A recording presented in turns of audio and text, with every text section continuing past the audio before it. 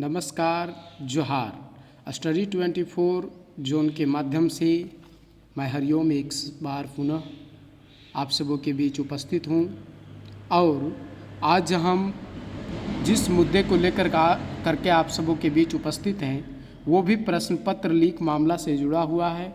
और आज जिस खबर को हमने आप सबों के बीच रखने का प्रयास किया है वो गिरिडीह भास्कर अंक में 27 फरवरी 2025 को प्रकाशित हुई खबर है।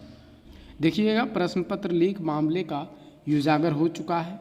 आपने पिछले दिनों देखा कि किस प्रकार से गर्लफ्रेंड के लिए, उनके एग्ज़ाम में हेल्प के लिए और मजदूर बन कर के 12वीं के युवक ने घटना को अंजाम दिया। तो चलिए देखते हैं इस खबर को विस्तार से। कहा जा रहा है कि प्रश्न पत्र रखने के लिए बने वज्रगिरह के पास न सीसीटीवी कैमरा न हो रही थी वीडियोग्राफी। भास्कर न्यूज गिरिडीह के द्वारा यह खबर प्रकाशित किया गया है। देखिएगा क्या बताया जा रहा है।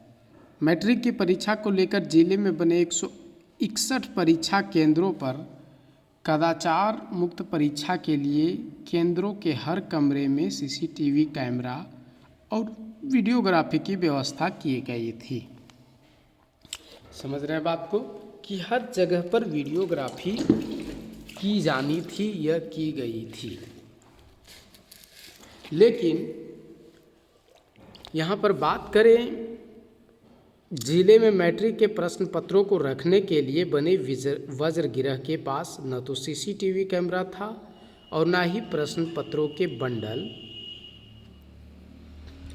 देखिएगा, कहा जा रहा है कि न तो सीसीटीवी कैमरा था और न ही प्रश्न पत्रों के बंडल उतारते वक्त वीडियोग्राफी की जा रही थी। ऐसे में पेपर लीक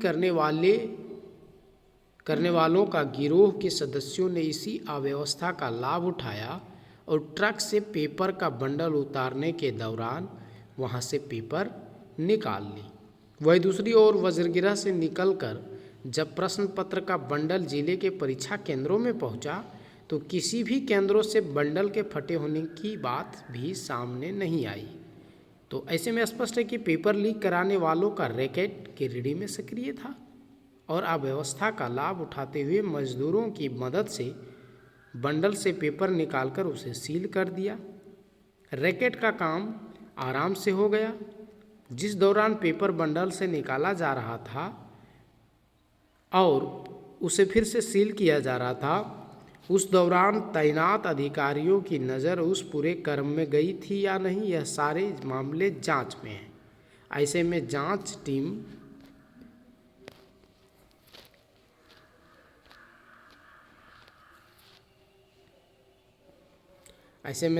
टीम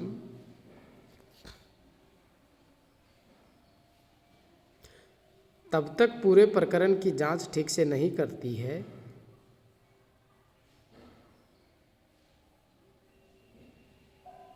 तभी मुख्य सरगना पुलिस के सामने आ सकेगा। तो ये था खबर। आगे देखते हैं। कह रहा है कि मजदूरों की सप्लाई करता है ठेकेदार, अफसरों का है विश्वास पात्र। जिला प्रशासन के हर छोटे बड़े कार्यक्रमों में मजदूरों को सप्लाई करने वाले ठेकेदार को ही वज्रगिरह में ट्रक से मैट्रिक के प्रश्न पत्र उतारने के लिए मजदूरों को लाने के लिए कहा गया था। चूँकि वह विश्वासी ठेकेदार जिला प्रशासन के अधिकारियों का था, ऐसे में उस पर विश्वास करते हुए अधिकारियों ने मजदूरों को लाने को कहा। ठेकेदार उन मजदूरों को लेकर आया और पेपर उतारने के क्रम में जुट गया। उसी दौरान मजदूर के रूप में आए छात्रों ने घटना को अंजाम दे दी, जो अब तक जांच के दौरान आया है।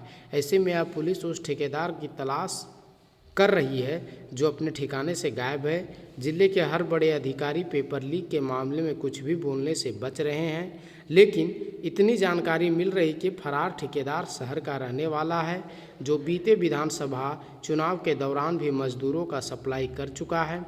उसकी पूरी कुंडली खंगालने में पुलिस जुट गई है। उसके गिरफ्त में आते ही स्पष्टीकरण हो सकेगा कि बंडल से प्रश्न पत्र कैसे और किसके इशारे पर निकाला गया। आगे देखिएगा, परीक्षा केंद्रों में सख्ती और वज्रगृह में लापरवाही। मैट्रिक इंटर परीक्षा को लेकर जिले में बनाए